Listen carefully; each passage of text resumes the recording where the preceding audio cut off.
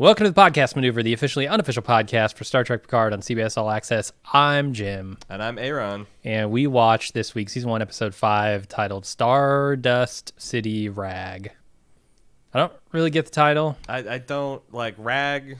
Stardust City, I understand. That part, I'm good. It's like a musical, like ragtime blues kind of. Like Or a newspaper, yeah. or... There's a lot of things that rag refers to. None of them seem to line up with this episode. You can rag on this episode if you'd like. You could? You know, just bring it out like so many dishcloths. Mm-hmm. What'd you think of it? I love Star Trek. I go way back. When you have to preface your comments with "I love Star Trek." No, I do, because I see a lot of opinions going at it. Here's my opinion. I love Star Trek. I've always loved Star Trek. There's been times where Star Trek gets so silly that I don't bother to watch it. However, I think it's a true statement that at no time in its televised or even cinematic history has Star Trek ever been uniformly and consistently excellent or even good. Like, there's seasons of Next Generation, Deep Space Nine that are pretty good, but every 5 episodes you'd get a clunker or a cringe fest or just something with its head up its ass, or a writer didn't know the characters. And with that said, I think Star Trek Picard is pretty good Star Trek. It's weird because this episode, with its horrific opening of no anesthetic surgery and ripping Borg implants out, is like Star Trek's almost grimdark at this point, you know. It's like altered carbon levels of just pointless cruelty.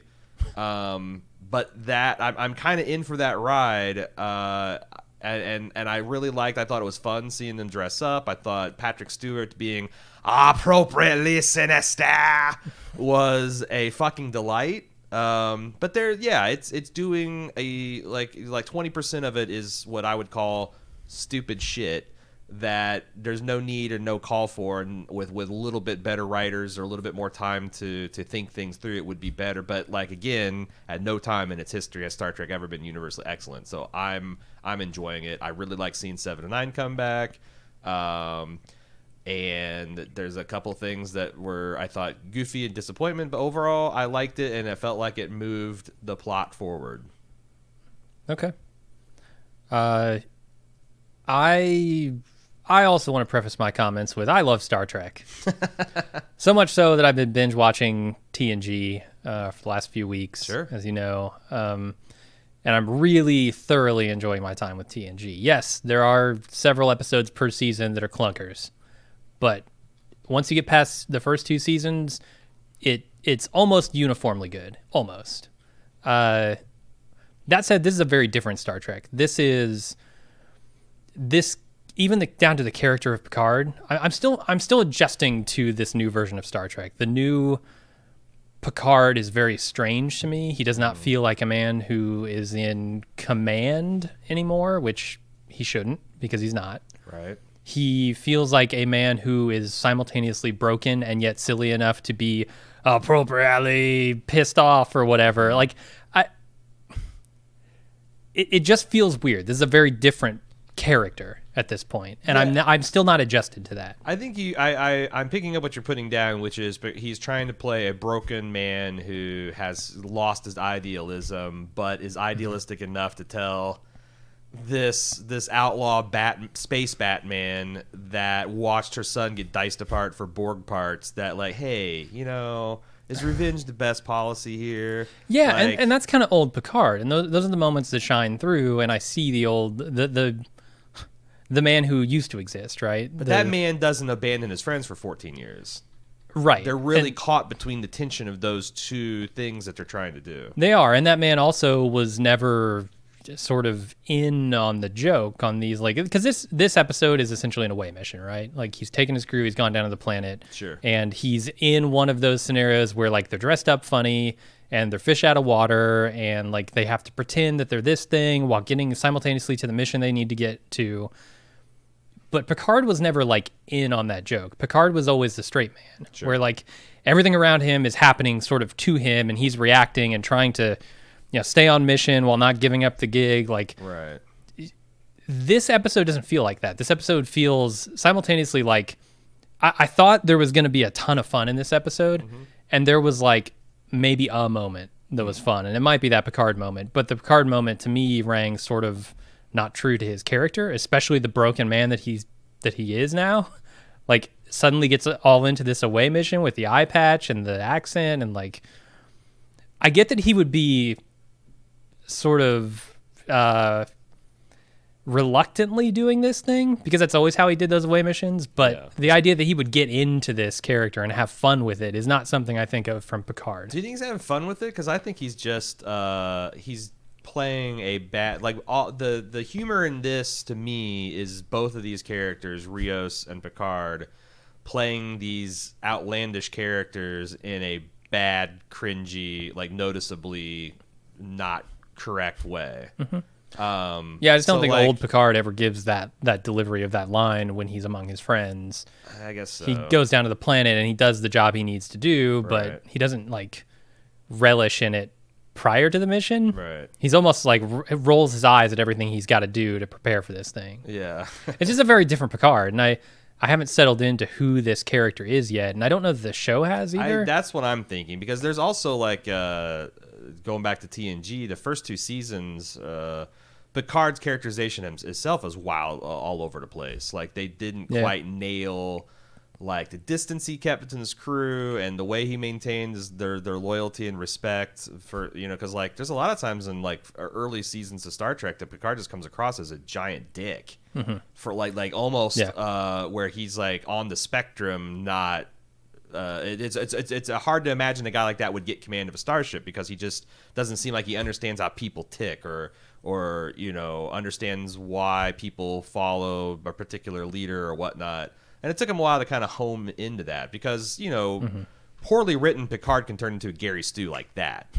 He's just got to be smarter than you. He's more empathetic than you. He's better than you. He's a master at whatever discipline he needs to be a master about, on a level of like a professional expert in that. Like he can hold court with archaeologists and physicists and actors, and like it's insane. So he's a hard character to kind of thread that needle and walk on that line. And then you add 14 years of depression and getting his ass kicked by Starfleet and disappointment at them failing in their mission, and also Starfleet changing. That's the other thing. It's been 14 years, and like I was watching Red Letter Media's and they're really hung up on like they just can't like get this new Trek, this dark Trek. They just are not having it. And I'm like, I've seen in my own lifetime how fast a government can change. And we've seen back in history, like, you look in the 20s and 30s, like how World War I impacted countries and how quickly they slid from nominal democracy to outright fascism. Like, why would the Federation be uniquely immune to that? You want to say 400 years in the future, just that that can never happen again? I don't know. And it's interesting for Star Trek to explore that. Yeah, it's just a different tone. I think like if you are looking for a one-to-one mapping of TNG to this, you're going to be very disappointed. Sure. And I'm just sort of coming to terms with those, I guess, expectations I had coming in of who Picard was going to be, of what the show was going to be, of how these ridiculous away missions that I love so much on the old show would go in the new show. Yeah, and I think they did a bad job of prepping us for that. Like all the stuff coming out of like the first Comic-Con reveals, this is a return to classic Trek. It's got a beloved figure. Like Picard is, the anti-Kirk. And this is a lot more Kirk swashbuckling and playing fast and loose. And I think they could have done a better job of saying that, like, no, this is still going to be Star Trek with an edge. This is going to be grappling with current geopolitical things, but it's going to be Dark Federation, and maybe we would have been in for that. But I don't know. Yeah, it also struck me how much ground TNG covers in a single episode, with its themes and its moral quandaries and things like that. The show isn't doing that. No, the show is taking its time. I don't know if it's better for it, but that's what it's doing. I mean, you can like that. That's the thing that's frustrating to me is this format, with Star Trek being as big a property it is with the money behind it, should have among the best writers and writing staff. And they keep giving it to this particular crew that has already failed to deliver a universally satisfying Star Trek. I don't understand why they run it back. Like, I looked up at the information at the woman who wrote this episode. Best I can tell, she's essentially a Voyager fanfic writer that got a couple of Voyager novel gigs, and then she got brought on to Enterprise and Disco as a staff writer. And she's doing some cool things. Like, I liked the kind of Ocean's 11 vibe she brought to some of this, but like it never quite pays off, and kind of gets in the way in some cases. Yeah, like the genius of Soderbergh is he can do that. And it's like that format of like showing something in real time and then rewinding it to show our characters being clever to get around the peril they're about to be in is fun, but if you don't do it right, it bleeds a lot of the tension and makes it feel like you're sitting. It's like a little Groundhog Day, like the Lizard Band routine, where they roll up on the Lizard Band, they rewind the show that like he can smell lies, and then the Lizard Band has to establish the fact that yes, he can smell lies. That's where it's clunky, and you need a little bit more thought and effort to polish and smooth those things out, and they just don't bother, probably because they don't have time, or maybe they don't have the skill. But it's too bad that Trek can't get like you look at like what Damon Lindelof did with The Watchmen. If you gave this crew The Watchmen, it would have been an unwatchable mess. And you think about like this is already pretty good. Like its production value is off the charts. It's got great actors, fucking Patrick Stewart, but they're not maximizing its potential because they're not spending the money where it needs to be spent. Yeah, and I don't think the show is bad. I think this is better than mediocre, probably. A little bit better than mediocre. It's not what I expected, but, I'll get used to it. Shall we get into shall we stop ragging on the Stardust City and start talking about it? Yeah, so we start off at the Seven Domes. I don't know. It's someplace on this planet, Vergessen, the Hypatia system 13 years ago. 7 I think this is the planet Wonder Woman comes from. It is? Yeah. Oh, nice. You got that crossover potential. Yeah. Big Marvel bucks coming in the door at Paramount. Or DC. Yeah. DC, sorry. The bucks are still pretty big over there. That's fine. Cross it over. Marvel, DC, bring Star Trek, bring it all in. There's no way there hasn't been a Marvel, DC, Star Trek comic book crossover in the 50-plus years they've been doing this shit. No way. Right. I don't believe it. So 7 of 9 tries to save some character that you may or may not recognize from Voyager called Icheb. It's a Borg friend of hers, but it's too late, so she mercy kills him. Did you know this guy's backstory? No, but I looked it up. Because I looked. I got some bullet points for you if you want them. One of the things they mentioned on the Red Letter Media review is they asserted that there's never been a. So many things happened last week. I watched this Red Letter Media. A longtime Voyager fan sent us several screeds, taking us to task for not watching all of Voyager before we do Picard. Sure, just 100 hours. Just 100 hours. We can fit that in within a week or two. But it's asserted that like we miss a lot of things. And then I watched a Red Letter Media review where Picard asserts that there's never been a Romulan assimilee. And then they smash cut to Voyager season 6 where a guy steps forward and says, I was a Romulan before I was assimilated by the Borg. And like, did Janeway just like delete her logs when she got back to Federation space and forbid anyone because like, no, that's not true. Never made it to the captain's log. Yeah, like these people have not seen every episode of Voyager, I'm convinced. Oh, right. Like, I don't know why as a podcaster I'd be held to a higher standard. But in that exact same episode where they established that there's Romulan Borgs, they had this ship of Borg children. And I guess there's this species called the Brunali who had their homeworld was on the front door of a Borg warp conduit. And for some reason the Borg hadn't finished them off, but they were kind of hid in the feral places of the world. And they had this idea that they were going to upload this viral weapon in the form of this child who would get assimilated. And this child got assimilated by the Borg. The viral weapon went out, took out the cube. But for some reason, it left all of these children to kind of grow up as feral Borg on this cube. And this Icheb is one of the kids that 7 of 9 sort of adopted. This is very late. This Voyager season ran 7 seasons. So it's a very late Voyager. But she had this relationship, this kind of like mother-son relationship with this kid. And I don't think you need to know all that for the scene to work, because she Yeah, I establishes agree. all that. And like, sure, there's other ex-Borg in the universe. We've seen several of them.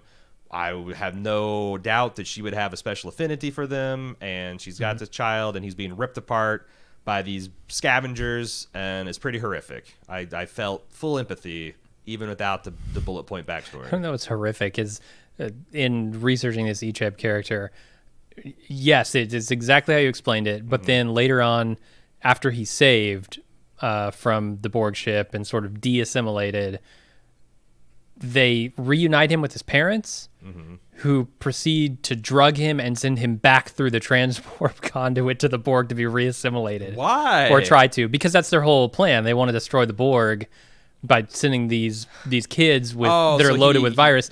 And they know it worked because it took out the cube, so it's like... Right, so they're going to try again. Yeah. It's just fucked up. Like, oh, parents, I've finally reunited with you. And then they drug you and send you back to where you came from. I'm trying to think of what... Like, if you lived on Earth Jesus. and, like, 7 billion people are dead and it's like a Walking Dead situation, there's only a few thousand of you left, would you sacrifice your child to destroy the Borg? I don't know. Maybe. At that point, I mean, you're your already situation's done. not changing, right? Like, Yeah. you're stuck in the foot of this, or the mouth of this transwarp conduit, so... Yeah, they're going to keep, I don't know, maybe it's like, we do know Earth has had child sacrifice in its past, so... Yeah, but then, so that's the past of Icheb and Seven, and that's kind of all you need to know to catch up to this episode. It is like, so like, I talked about Star Trek being grim dark, which is that's something that came out of the Warhammer fandom, to like talk about how just depressingly brutal everything is in that universe. And there's a phrase that they use when grim dark goes too far. It's called grim derp, where it's like, it's not just pointlessly cruel, but it also doesn't make internal sense. Why the fuck would you ever do a complex medical procedure on a person who's not anesthetized? Like, It seems if dangerous. they need to be alive, there's a way to harvest that, and they're not screaming and thrashing around and fucking up your implants. And like, was it a point that they want to torture the Borg? I don't understand it. And I feel like this scene, not only was it shocking by Star Trek standards, like Star Trek's never been this gory and violent. Of course, they're also dropping F-bombs but like, this is a little grim derpy for me. Yeah.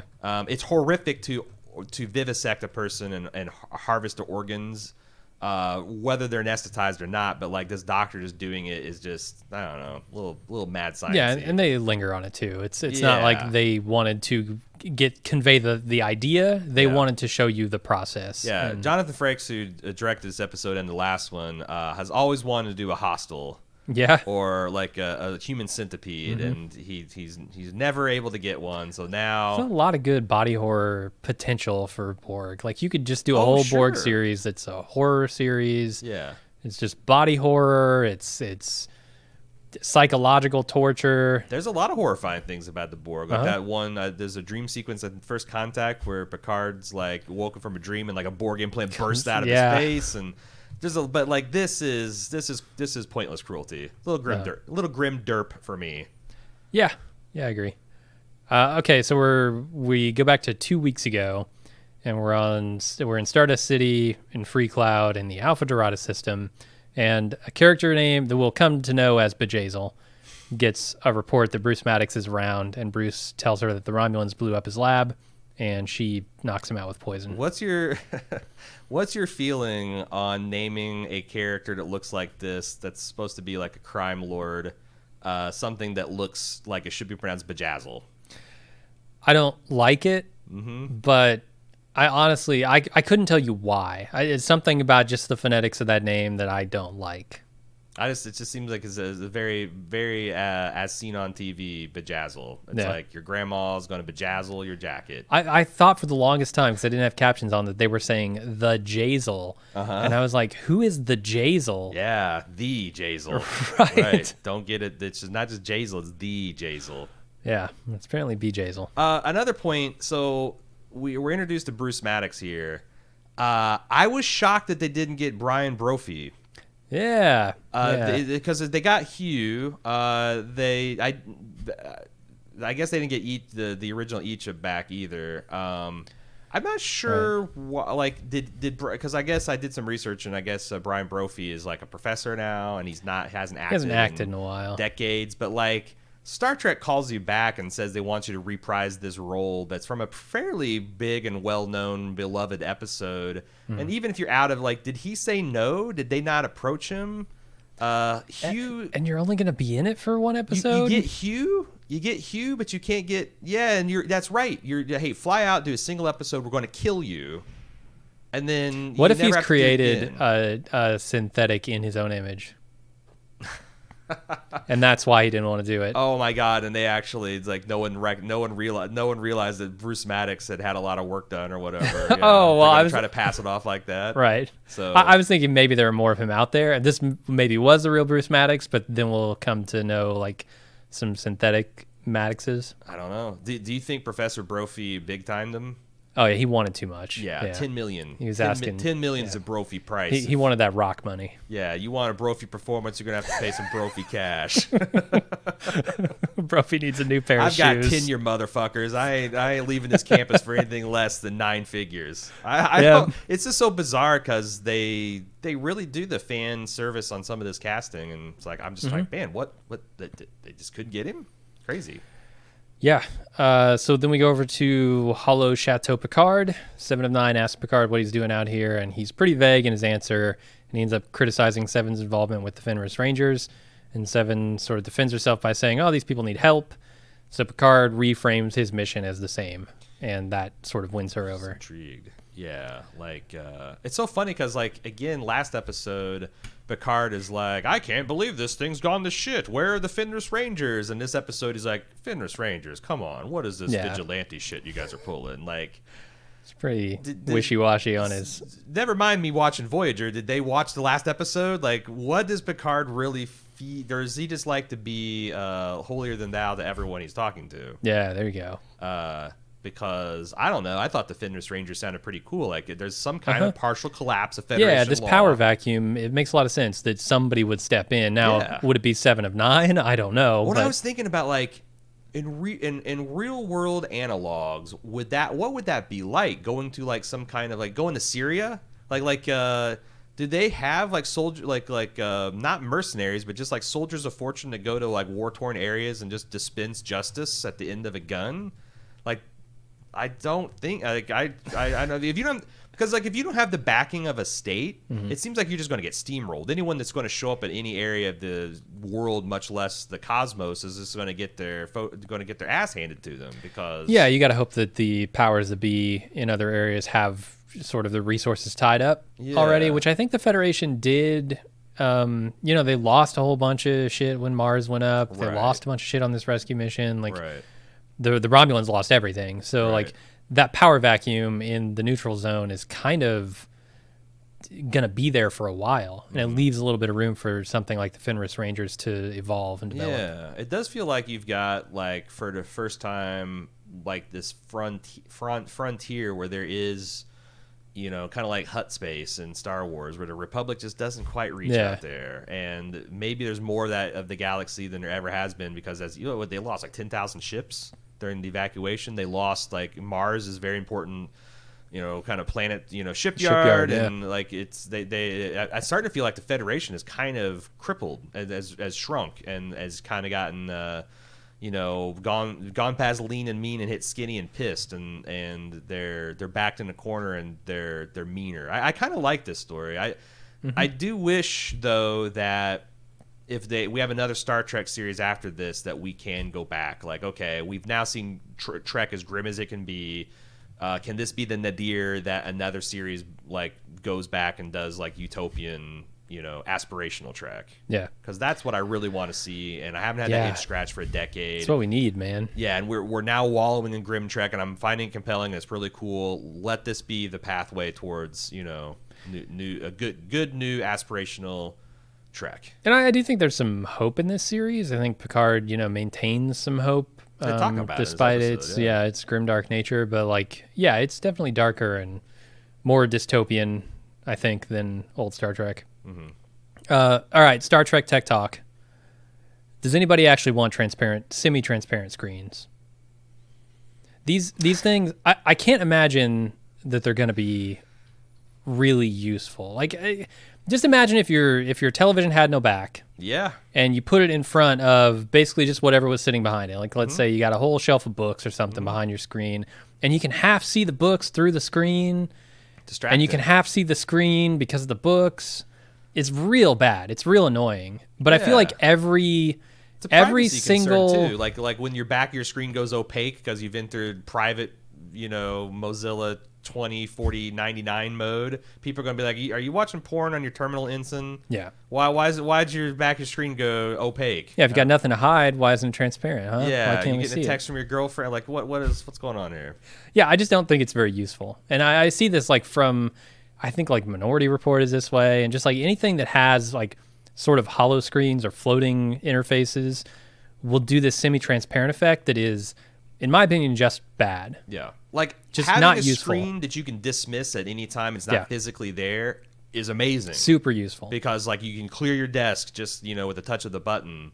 But having it be, like you said, completely transparent, it's not great. It's not great. I don't think so anyway. All right, let's move on here to Rios and Rafi talking about Picard and Seven and how strange this cargo is.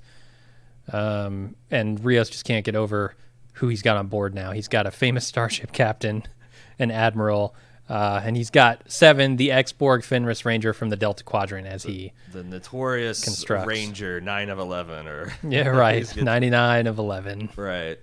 We also see something teased, Rafi looking into his Gabriel Huang character. Yeah.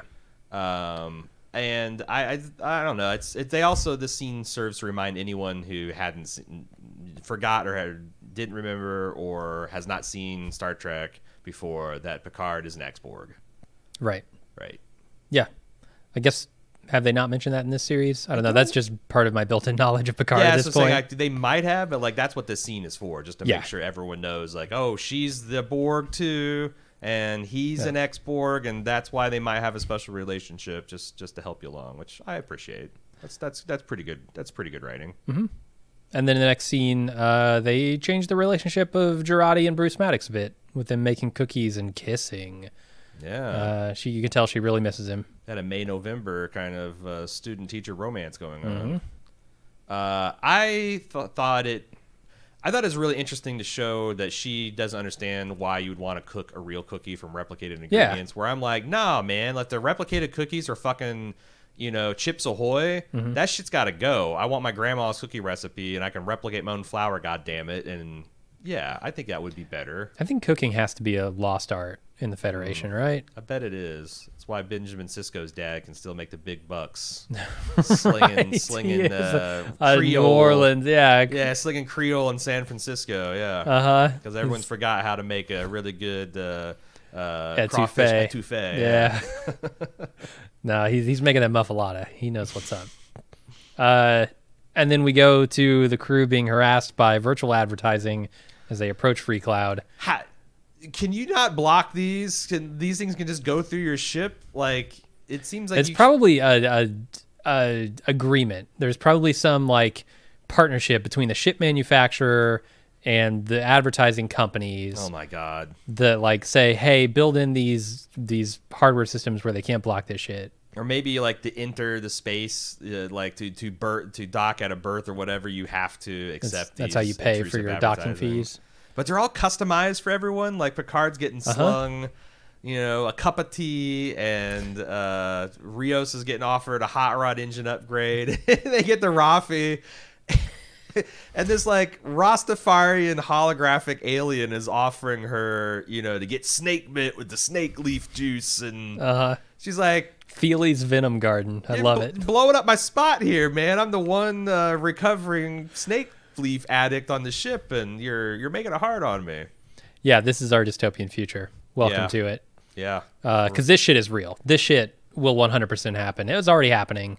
Every time you see an ad, it's probably chosen for you based on your interests. Yep. So get used to that. And then the weird one to me is Jurati just being punched by a robot over and over again. Well, it's because it was I thought that was weird too, but they were trying to it's a recruiter. This is like some kind of robotics entertainment institute that wants her to work for them because she's disrespected. Oh, really? Okay. Yeah, so it's like, hey, build it, like help us build combat robots, and this is to get you interested in it. But I did have a problem because I felt like this was. I understand why they did it, so it sells the thing at the end a little bit more. But I thought they went a little overboard selling her kind of really squeamish at violence and killing and whether she can do her role in the mission or not when she's going to murder her lover in cold blood. Mm-hmm. I don't know. I've this little like her doing her beating the robot and all the crew cheering, and then her and Rios doing a bro fist or whatever they did. It's a little much. Yeah, I think so. So in this scene, also Rafi finds Maddox with Bejazel, and Seven comes up with a plan to trade herself for Maddox. What are facers? What is facer supposed to mean? I think a facer is like a go-between. Well, I know what a facer is in the context of this episode. What does facers mean? Because in the captions, it's an apostrophe facers. Oh. So it's short for something? Huh. But I have no idea. I looked up Star Trek like facers. A face is like literally like that's a front that you like. It's a go like this person's it's kind of like a lawyer, only like the shady version of it. Right. It's a broker. It's a black market broker essentially. Yeah, like Captain McCluskey and Godfather. They seem to just want us to know what facers was, and I don't know if it stands for something else. Yeah, short for something. I don't know. Interfacers. Ooh, that's a good one. Maybe. Yeah. No, you're blowing very my mind computery with language. I just assumed it was just like that. It's literally just a face, Right, like a fence you're or a front somebody. Or yeah, exactly. All right, let's move on to Rafi dressing up the crew as facers and Rios going down to Stardust City to meet with Bejazel, who I still have as the Jazel in my notes. He tells this, what is it, sentient reptiloid named Vop that he's here to trade Seven for Maddox, and this dude's interested. The plan here is to beam Seven down, grab Bruce Maddox, and then beam everybody back up. Yeah, and like I said, I kind of like this setup where, this Bejazel's already got a deal with the Tal Shiar to trade Maddox, and they've already established that these people, for some reason, Borg implants are super... They didn't really establish why a Borg implant would be super expensive on the black market, but they are. Yeah. And 7 of 9 is loaded with them. And she's kind of like, a giant bar of gold press latinum to these. So it's like I kind of thought it all tracked. And I think it's really entertaining how, Rafi is she's the hacker. She sliced him into the Facers Guild, and she's dressing them all flamboyant and explaining like why they're going to send them down and look so silly. And I liked Elnor, who is a disciple of the Way of Absolute Candor, not even understanding what they're doing. He's like, it's like that's a pretty cool concept of person. And he gets excited about a lie, like, oh, this is a lie. Yeah, like, I've heard about these, but obviously has no idea. And then it pays off later when the shit goes bad, when he's like, are we not pretending anymore? And I thought some of this stuff was really good. No, I think the character writing is good here. There's something about the format of the show, which it was just serialized. It doesn't give them sort of the space they need. Like it almost gives them too much space. It's weird because like in a TNG episode, you'd have this away mission lasting basically the whole episode. Yeah. And you'd have a lot of opportunities and a lot of moments to really get in and just like be in that weird away mission era, like strange era type space, right? Yeah. Here, you get like 5 minutes of it, 10 minutes of it in total, and none of it is fun. It's all just very bland, and I feel like... I thought it was fun. The Picard is the funnest thing in there, easily. Like, Rios is not fun at all. Like, Rios should be swaggering. Rios should be Lando Calrissian times 10 here, and he's nothing. He's a wet fart of a character in this episode.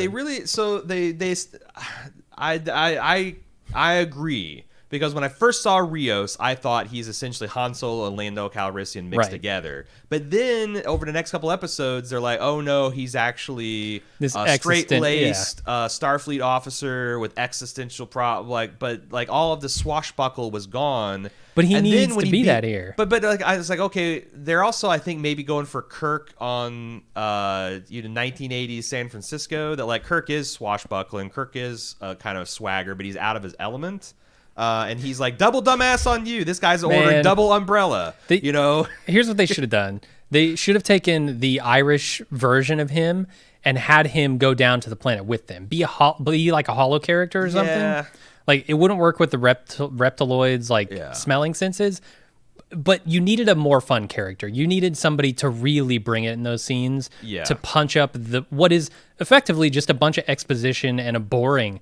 And they dressed it up with the Ocean's 11 standoff. It's where they've got, here's the set piece and here's how you're going to overcome it. And they go. But I felt like that was a mechanism they used to get around how boring the dialogue and the characters were in this. Well, I appreciate it though. In this section. I just wish you're right. I wish that they would figure out what Rios is supposed to be. Is Rios this hard Scrabble captain who's been making his way out in the stars without Starfleet for 10 years and he's bitter and he's seen some shit and he's street smart?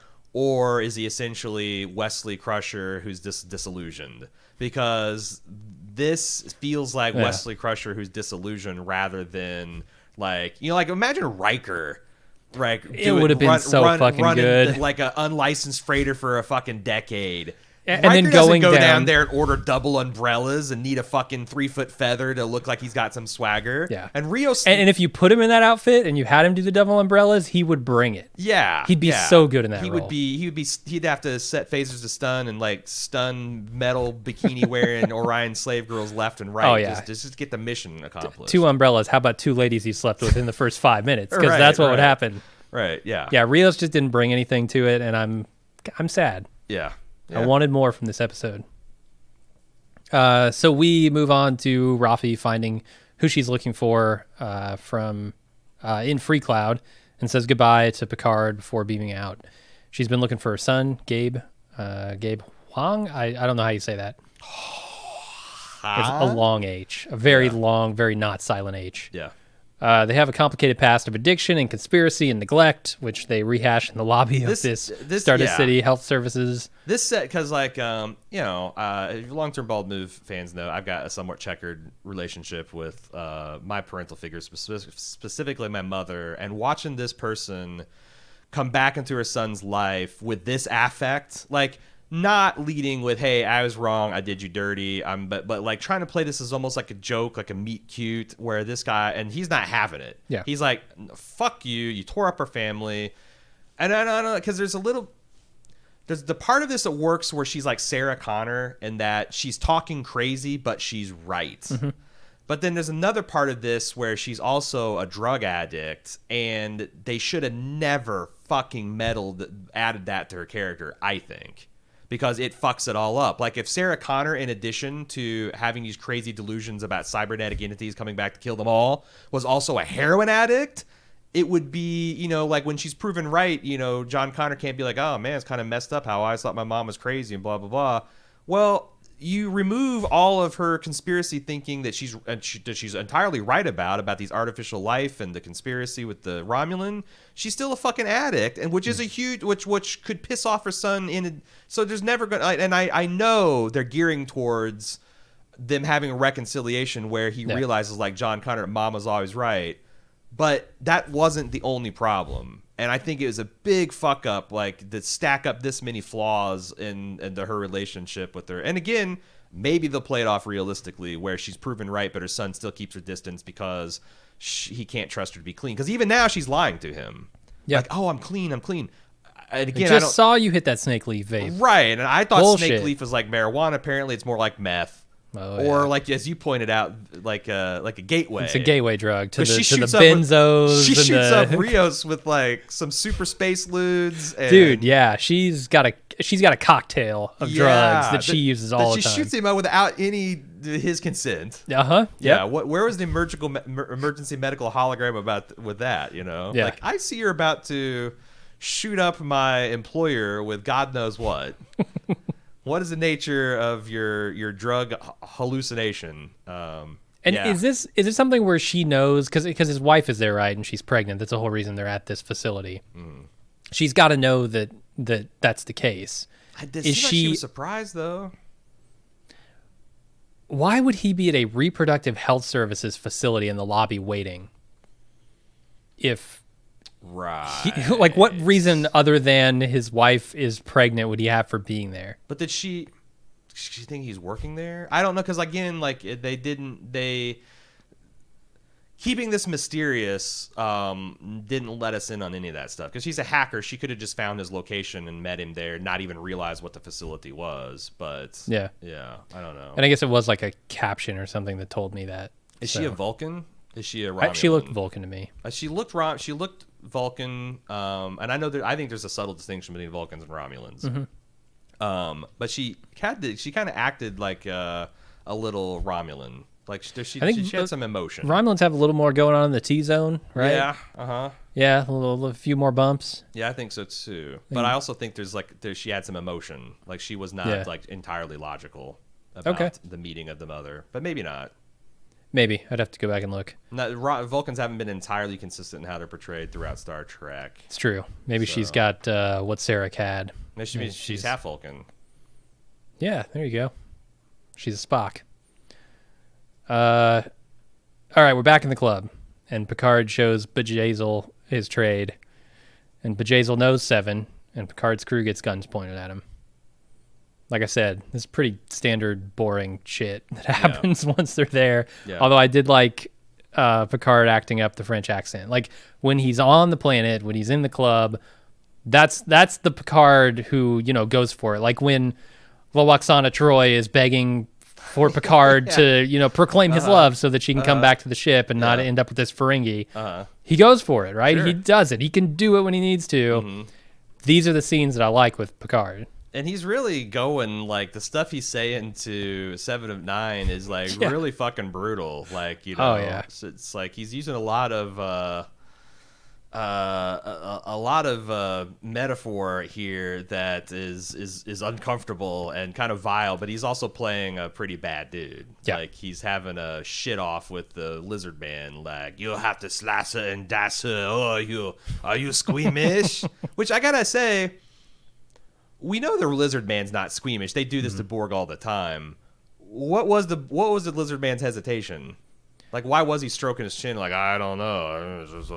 I think he was anticipating it. He was. Oh, he's looking forward to dissecting her. I thought maybe it's still because like they had this question about like what could possibly be worth reneging on the Tal Shiar. Mm-hmm. It's a pretty good question. Like, are Borg implants that fucking? But the thing is like, also.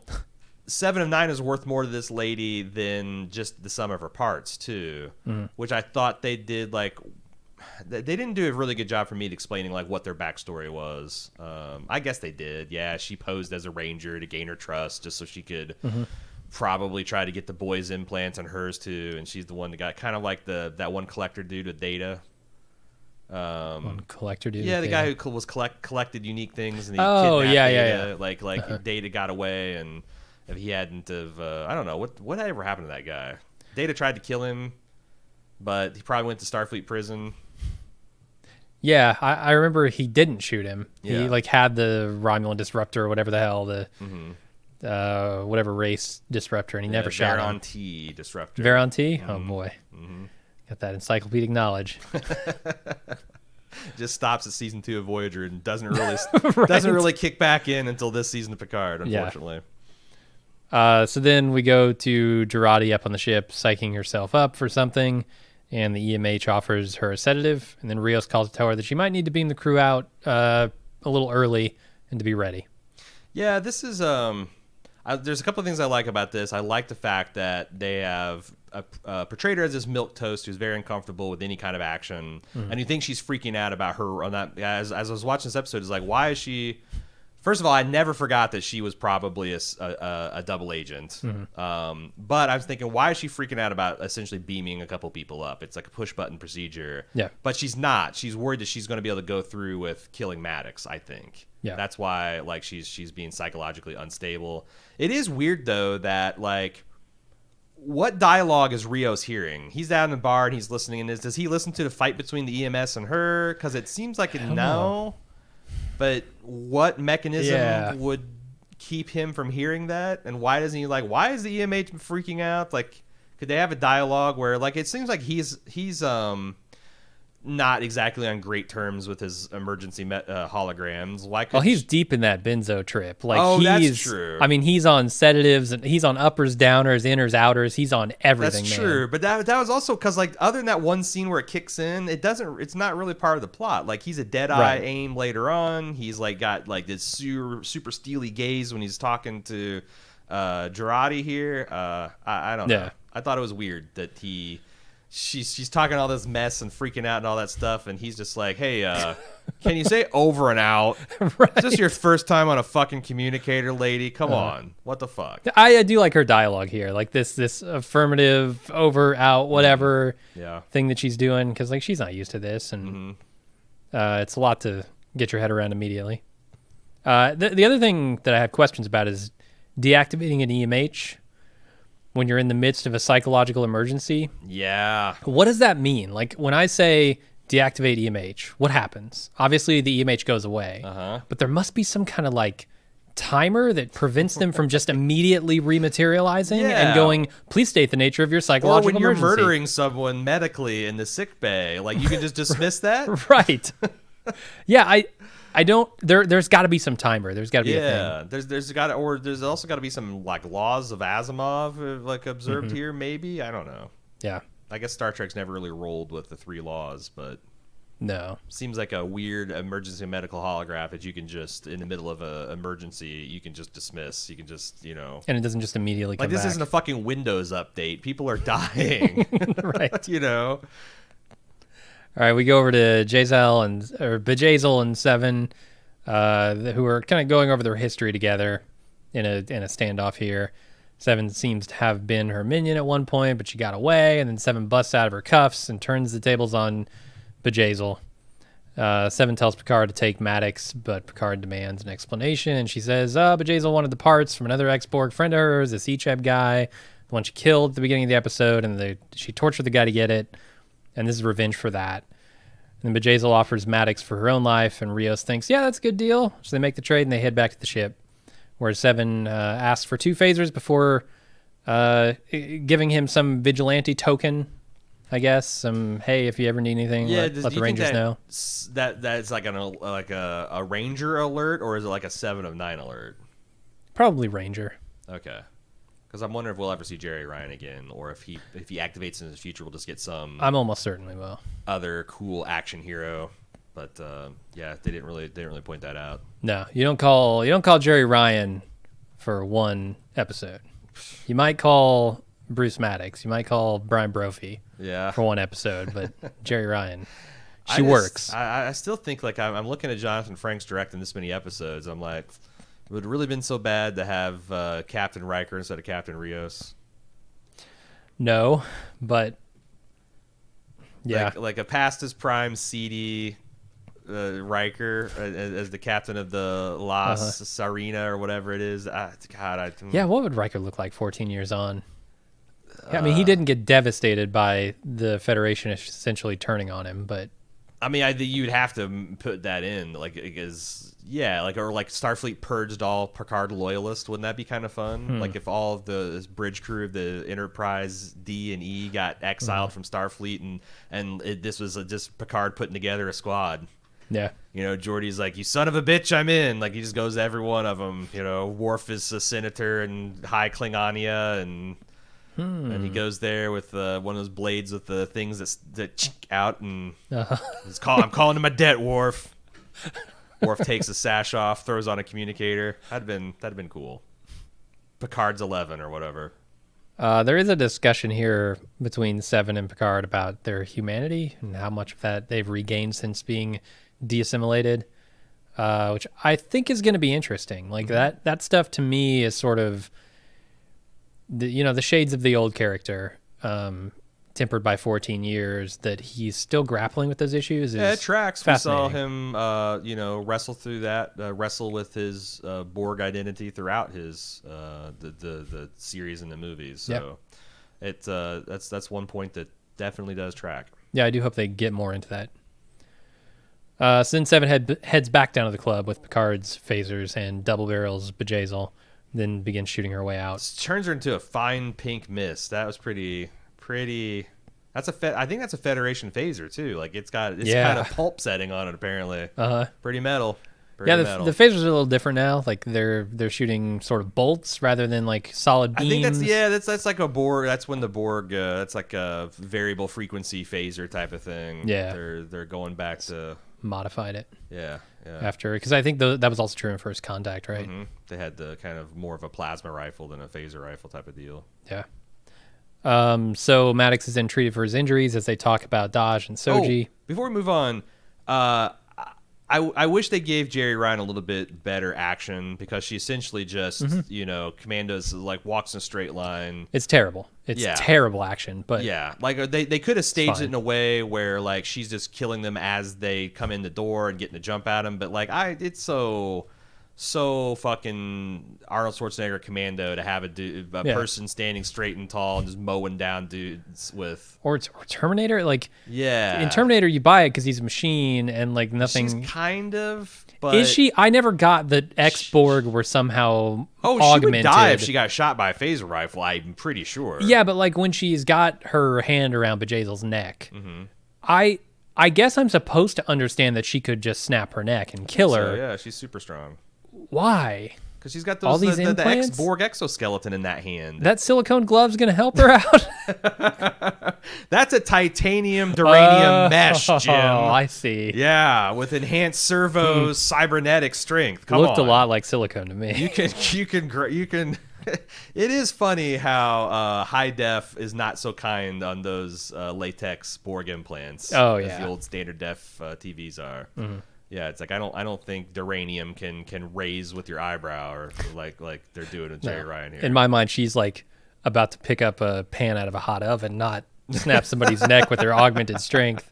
Sure, but what are you gonna do? But yeah, have her do a combat role. Have her take some cover. Like I believe that she's got like some kind of Borg implant with targeting, and she's probably a little bit quicker and stronger. But like but you didn't use any of that, and the choreography has been so good in these fights up till now. Why not? I think they wanted it to be like she is like a Terminator, and I just think it's a misunderstanding of. But again, stop watching Voyager in season 2, so don't listen to anything I have to say about 7 of 9. It's invalid. Yep, same here.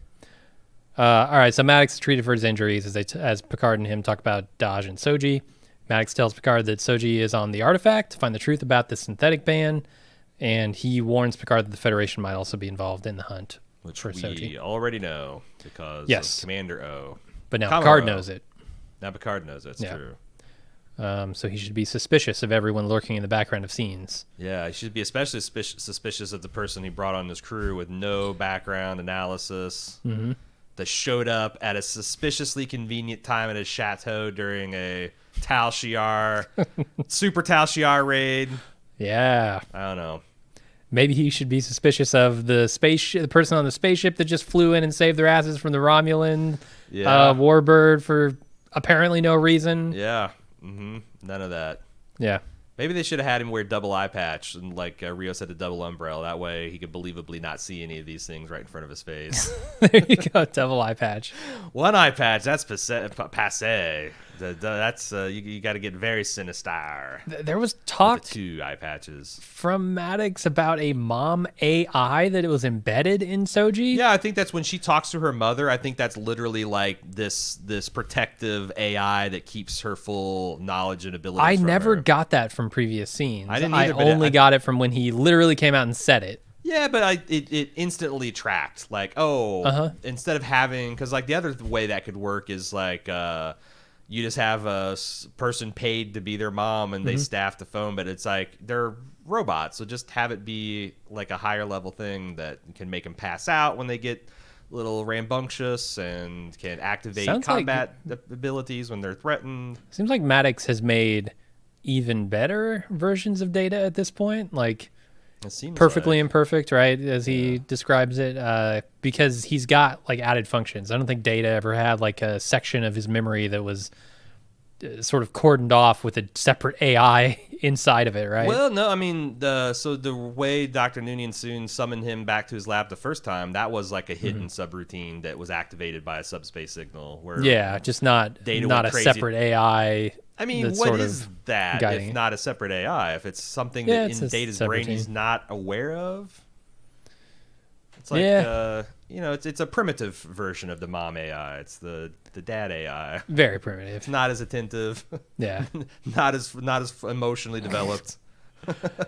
All right, and then we go to Picard telling Rios that they have to go into Romulan space to get to the artifact, and Rafi's back on the ship, but she's locked in her quarters. Can I ask you a question? Yeah.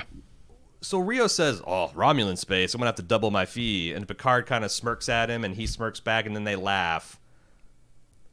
What are they making fun of me? Concerned about the show's economics? Still? I think so. Yeah, because there is no fee here. The fee is nothing. Why isn't there a fee?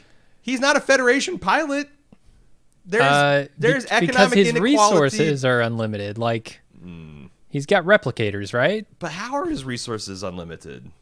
I don't know. Where does his energy come from? That's what I want to know. Where does he get his? Does he have dilithium crystals? Yeah. Where does he get his high grade Federation weaponry? Where do you get the starship? Like what? Yeah. Like they. All good questions, because Soji or Daj didn't have any of those things. You can't just have these characters raise it and laugh in my face. Come on, like you can. Like I buy because like I buy that Picard can afford it. Like they've established that he's wealthy. Mm-hmm. So like, why is the laughter? Like Picard's just like, oh, I'll just have to, sell more Chateau Picard. Gonna have to cut sell the into 86. my 78 reserve. Yep. Like, yeah, why the laugh? I don't get it. I don't know. I think they don't want you to think too hard about it. Well, shit. And then the last scene is Jurati and Maddox reunited long enough for her to kill Maddox while apologizing profusely. If I wish you knew what I know. I wish they hadn't shown me. I wish I didn't know it. I wish they didn't know it. That must have been some fucking Federation PowerPoint that Commodore O showed her that has her just instantly believe her over her lover and want to kill her. We just watched Mr. Robot. I mistrust anything that anybody shows anybody else. Yeah. Like, what did she actually show her? Yeah, I don't know. The future? Because there is a time travel potential here in this show. There's something. So I'm watching season 2 of Dark on Netflix, and that's a very timey-wimey series, and it's kind of becoming amusing to me that there's this one character that everyone's manipulating to try to destroy the timeline, and every single time he finds a new character, he like instantly switches there. It's like it's like he meets this one character and then he meets himself from the future, and you'd think you would trust yourself from the future, and he's going along that path until he meets, I don't know, his sister from 30 years ago, and like every single time he just instantly, I feel like that's a Jurati, like whoever talked to her last. If Bruce Maddox had been able to say like 2 coherent sentences to her as he's dead, choking to death, she would have instantly repented, and he could have sent her against Commodore O. So she is a cybernetic expert.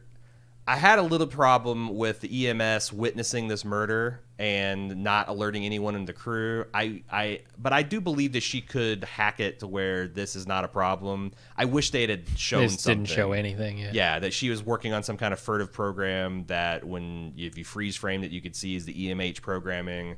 Because not seeing that, my first thought is, why doesn't EMH alert everyone on the crew on the bridge what's happening? How is she going to explain that she didn't kill this guy when the EMHs watched her kill him? But I think she's just going to hack it. Yeah, we'll see next episode. Or maybe not. Maybe she's done her job and the crew's going to know that she's suspect, and that's it. That's her arc. Yeah. She's going to be spending the rest of the time in the hollow brig. Yeah. Watch out. She might be able to reprogram it. Right. Put her in a real brig. Yeah, that's true. You want actual maybe weld bars. The door shut. Yeah. Yeah. Maybe you want a physical restraint on the person that can hack holograms. Yeah. Good point. That's it for the episode. Do you Yeah. have any feedback or anything? We do. Of course, you can send us your subspace transmissions to Picard@baldmove.com. We got a couple of emails from last week's business. Dustin responding to, I think this is us asking, like, what's the deal with Counselor Troy? Did she have a military rank? Why didn't she have a military rank? Aren't chaplains in our current military have rank? Dustin did the research for us. Did a little Google search. Military chaplains do indeed hold commissioned officer ranks. I read that while they do hold rank and the rights and authority appropriate to the rank, they do not have command authority. This is consistent with MASH, where Father Macaulay was a lieutenant. I'm sorry. I'm going to confess I haven't seen MASH. I don't know all the characters. I know Radar. Yeah. There are one or two episodes which focus on attempts at rank promotion as well. I don't know why a ship's counselor that sits on the bridge doesn't have a formal rank within Starfleet. Well, she does, right? She eventually doesn't gets have one. command power. Yeah, but they never refer to her as like Ensign Troy or Lieutenant Troy. She doesn't have any rank insignia on her collar until she goes through the Starfleet Command Authority training and does the Kobayashi Maru, and then she starts wearing a blue uniform and has some pips on her collar. So I don't know, but she also wasn't wearing a Starfleet uniform. It's just she did. Like, I mean, she wore the miniskirt before they realized it was too pervy, so they put her in a 7 of 9 style stretch spandex, no bulge to the imagination. I don't know. It's a mixed bag there. These treks through stars. Yeah, I mean it's not completely analogous to our military, so it's true. It's true too. It's quite analogous. It's like a science / military arm of the Federation. So thanks for that, Dustin. Let's move on to John. We're 4 episodes in now in a 10-episode season. Of course, this is for last week's show. Mm-hmm. Do we think the terrible secret of the Zat Vash will be revealed this season, or is that a series-long arc? And what do you think the big secret might be? We're told this is such a terrible secret it would break your brain to know it. It's a pretty big bar they set up and that they now have to clear. Yeah. Any takers on whether they'll actually clear that bar? Probably not. Either they don't reveal it at all, and that would be bad writing, or they reveal it and it's nowhere near as brain-breaking as they set up. I mean, I wouldn't put it past them to do some kind of really mind-blowing time travel, cybernetic. The Romulans. Some speculation that the Romulans might have created the Borg. Yeah. If done well, I could get behind that. Sure. If done poorly, I definitely wouldn't. Right, and that's like anything. It's all about it's number one. You got to have a quality idea, and then most importantly, you have to execute it at a very high level. Yeah. And Star Trek's a bit of a mixed bag. Picard may be more mixed than most. John continues, what could it be? We're told that Zat Vash reformed, and when they formed the Tal Shiar, on top of that, to protect the secret, we know that Zat Vash roughly translates to secrets of the dead, basically suggesting this is a secret you must die rather than reveal. When we were introduced to this whole idea in episode 1, it came with a, did you ever notice that Romulans are against synthetic life? They have no AI and no androids. Mm-hmm. We know that we have a reclaimed Borg cube and a bunch of Romulans that went insane when they were assimilated. I think they even said that these were the first Romulans ever assimilated, which can't be right. And in fact is not. Season 6 had assimilated Romulans. Something Borg, something AI, something Romulans is in the mix. Are the Romulans descended from the androids? Are they all what Picard calls organic synthetics? That would be interesting if Romulans are actually some sort of chrono species that is some kind of blend of ex-Borg drones that colonize Romulus like in prehistory. But that would break a lot of Star Trek lore. Yeah, aren't they just like an offshoot of the weren't the Vulcans and the Romulans at one point the same society? I thought the schism was over logic versus emotion. Yeah, like Romulans are to Vulcans the way Americans are to British. The British, like we are the Romulans are all of the fundamentalist heretic assholes that got exiled to another continent because they were too big of a bummer. Sarek was there for the Vulcan logic party. Yeah. Where they threw all the Romulans, all the Romulans into the sea. Yeah. Romulans got pissed off, and they said, "What? It's just water." Yeah. Is this going in a Battlestar Galactica direction when we're all not just Romulans, but all humanoids descended from Cylons, but they're indistinguishable from organic life? Are the Zat Vash somehow aware of different times or different timelines, like the Kelvin universe where Romulus was never destroyed? Or do the Romulans end up becoming the Borg in the future, and the Zat Vash are future Romulans using Borg technology to travel into the past and push the timeline away from this? Man. We have seen the Borg travel back in time to fix timelines. Did the Zat Vash ever come back to stop the creation of the Borg, but the future Borg also allowed them back? Do we want this much time travel fuckery in Picard? Man, time travel fuckery is really tricky.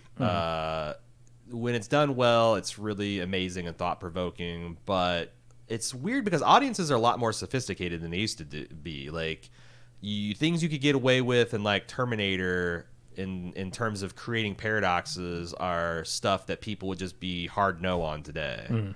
So I think, but I don't know, are people willing to turn their brains off and kind of do, like, sci-fi fantasy versions of time travel for Star Trek, I guess they probably would.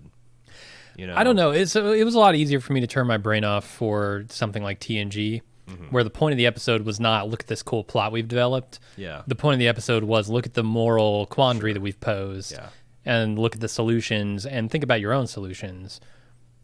This is very much plot focused, I think. Like, you're going to have to come up with a really compelling story because that's what people are here for. Yeah, it's one of those puzzle mystery boxes. Yeah, so it's a lot higher bar to clear. Yeah, because, what we've seen, we've been covering these shows for almost a decade now. Whether the fan base feels like it's rewarding or not is entirely dependent upon whether that mystery box is worth opening and solving. Like, you can have a show that really executes on a very high level, technically, acting, set decoration, stunt work, and if the reveal is not worth all the theory that people have put onto it in the internet and on message boards, people are going to hate it. That's just the way it is. So I'm not sure why they went with the puzzle box version of Star Trek, but they are setting themselves up for... As far as which one, yes, I have no idea. I have no idea. It's also... it's going to have a layer of like spirituality and mysticism on it, which is another thing that I'm not. What they did this with, I don't know. I guess they started this with Deep Space Nine, but even then, it's like you understand that the Bajoran prophets weren't actual gods; they were wormhole creatures. They were worshipped as such, right? Yeah. So as like. gods. Actually prophecy and stuff, like I don't really truck with that in my Star Trek, but if they've actually found a way to manipulate timelines and they talk about that as prophecy, that could be interesting. An interesting way to take it. We'll have to see. Tyson says, I'm glad you're doing a Star Trek series. I was always hoping you would. Well, we finally found one, and the time is right, and we jumped on it. What do you think of the light flares or glares or whatever is the best term that Picard and Discovery are constantly using on screen? I personally find them very distracting and annoying. I'm always being taken out of the scene when they show up and then end up missing some of the conversation or action. Does everyone in the future get a botched LASIK surgery? Is this how the world looks to them? Are the flares some kind of new infectious alien species no one can do anything about? Yeah, Why does it's Star like Trek when insist on Barclay doing this? When Barclay was in the transporter and he saw the entities swimming around in it. That's essentially what lens flares are. Yeah, they're entities swimming in the vision. He's got to grab them and hug them. That's the only way that they'll be removed. Turn to humans again. The transporters. That's a weird episode. It is a real weird episode. Yeah. Why did human warp pattern scatter in a warp beam look like space worms? I don't know. Really but weird. They did. So I think this is J.J. Abrams. People associate Star Trek with fucking out of control lens flares because that's the look he went with the Star Trek reboot movie, and now everybody associates that with Trek. Like, you still got the LCARs, but now they just are gone. Someone's photoshopped the shit out of them.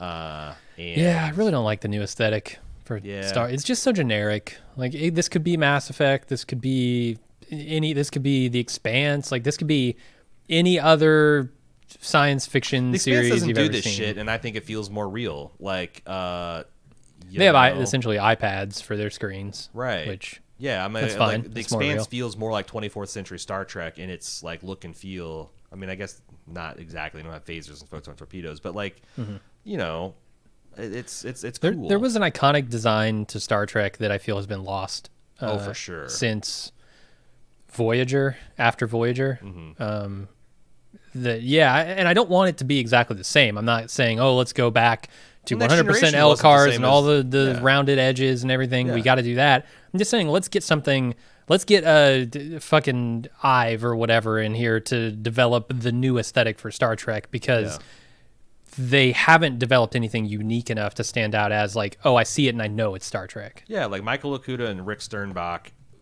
developed the look and feel of the Next Generation Deep Space Nine with a lot of affection for the previous source material. Yeah. And someone else needs to. And the other problem is that you had a whole century of drift between, Kirk and Picard. It's just a lot harder. And some of this stuff is like, the Starfleet's like goddamn, Milan. Like, they got to have a new uniform every 5 years. Like, that's not how these things work at all. You got to have new. It's just, I don't know. Like, you gotta have new things. But the thing is like, why? It's like I don't understand why they had to redo the Klingons and Disco. I understand like if this was a children's show and you have to sell action figures, but no one's buying fucking action figures of Picard. Like, why do you have to redesign it all the time? I mean, I could see them wanting to distinguish the new stuff from the old stuff a little bit, but yeah, I don't know that we necessarily needed a full redesign of everything. Yeah. I'm with you, though. The lens flares, they don't bother me as much because I'm kind of used to them, but it is wild. Yeah. John, what's happening with the writing on these new Star Trek shows? This episode of Picard was the first time I did the hands in the air disbelief maneuver. That ended up becoming very common while watching Star Trek Disco. But goddamn, Grey's Anatomy episode broke out this week. Oh, a goddamn Grey's Anatomy episode broke out this week. What are the writers doing? Is it Kurtzman? He's on both shows. It's a lot of Kurtzman. Why do they think a soap opera plot line is appropriate for Star Trek? This week on a very special episode, Rafi abandoned her son because of drugs and he's angry. Not just the drugs, but also drugs and conspiracy theories. I learned it from watching you, all right. And Picard is in full-on French farce while 7 of 9 is in an action drama. I have no problems with Picard doing a French farce. And 7 of 9 being an action drama is not a problem. I felt like they needed to commit. Like, she needed to be a lot more Jason Bourne, a lot less Terminator. What's happening? The show still has Patrick Stewart, though, so I'm still in. But, man, they make it rough. Yeah, I mean, the whole creative team behind Disco moved over wholesale to make Picard. So you can expect upgrades in terms of, just the way The Walking Dead made some progress season to season because these people just got better, through repetition, learning on the job. Yeah. But this isn't like David Simon's writer's room. This isn't, a Damon Lindelof writing room. This isn't Vince Gilligan. This is a guy who does below average Star Trek stuff, and they flipped him the keys to another franchise, and it's got one of the best actors alive anchoring it and giving it a gravitas that it probably doesn't earn. Yeah, it's weird to me. I don't. So both those shows are still going. Like, we got Picard, we got Disco. Oh, really? I thought Disco was done. Is Disco done? I thought Disco was done. I stopped watching after halfway through season 1. Yeah. So I don't know. So maybe it's not, but it's done as far as this kid's concerned. Okay. Well, I guess, yeah, if you want to bring over that team, it makes a certain amount of sense. They have experience in the Star Trek universe and writing as a group together and all that stuff. But when the product they put out is universally, I think, panned, why wouldn't you want to shake that up? There's people that have that. Disco has its defenders, just like everything is. But it's pretty hard to argue that Disco broke out. Yeah, of the CBS online, like it's no one was subscribed. Well, no, a lot of people subscribed just to get it, but like it didn't make any. You got a bunch of Star Trek fans that were hoping for good Star Trek subscribing. You didn't get like general fans of science fiction or people like, I used to like Star Trek, I'll give it a shot. I don't know. Yeah, because it didn't get positive buzz, right? That something like The Expanse has built, and that's what I'm saying. Like there is a lot of talent out there. There's a lot. That's of what people. I mean. Like when you talk about Damon Lindelof, look what they did with Watchmen. Yeah. And Damon Lindelof, right? They took somebody who, from birth, essentially, has been a huge fan of that franchise, right? And said, "Here, we want you to do this right. We're going to give you the budget. We're going to give you the time you need." Yeah. Basically taking a franchise and handing it to someone who loves it and also is a really good writer, not necessarily has experience in that franchise, but knows the material and knows how to write. Yeah, I mean, you look at like what Disney has done with the Marvel franchise and what they haven't done with the Star Wars franchise, and you can get, like, there's got to be in top tier writing talent people that grew up watching Star Trek. Everybody who's written something in television and knows. Everything in front of the camera is fine. Like, I think, they got Jonathan Frakes is a pretty well-respected and a television director. I think he does really good work, and the acting is fine. The special effects are amazing. We start writing Star Trek Picard fan fiction. We should do spec scripts, absolutely. We go into Star Trek Picard novels, Yeah. And then we go into writing Star Trek Data. Yeah, we do what the Voyager fanfic lady did. Exactly. Back our way in that. Like, it's the bar's that low. I bet we could do it. Kind of is. Like, we could do it. We This could point. we could open source. We will do a new series called Writing Data, and we just we spitball some ideas, see what people think. Maybe have some people submit some dialogue. Do some take advantage of the Star Trek. Crowdsource the dialogue in a novel. Why not? Crowdsource all the technical details because someone out there has read all of Memory Alpha and has it memorized, and Yeah. I don't want to fuck up saying that Romulans had been assimilated and then someone throw a season 6 Voyager episode in my face. Hell no. Yeah, we could make that happen. Until then, we are left with contemplating the next week's episode of Picard, which we will do next week. If you would like to send us feedback, do so at picard@baldmove.com. Hailing frequencies are open. And then we'll be back next week, like I said. Until then, I'm A.Ron. I'm Jim. See ya.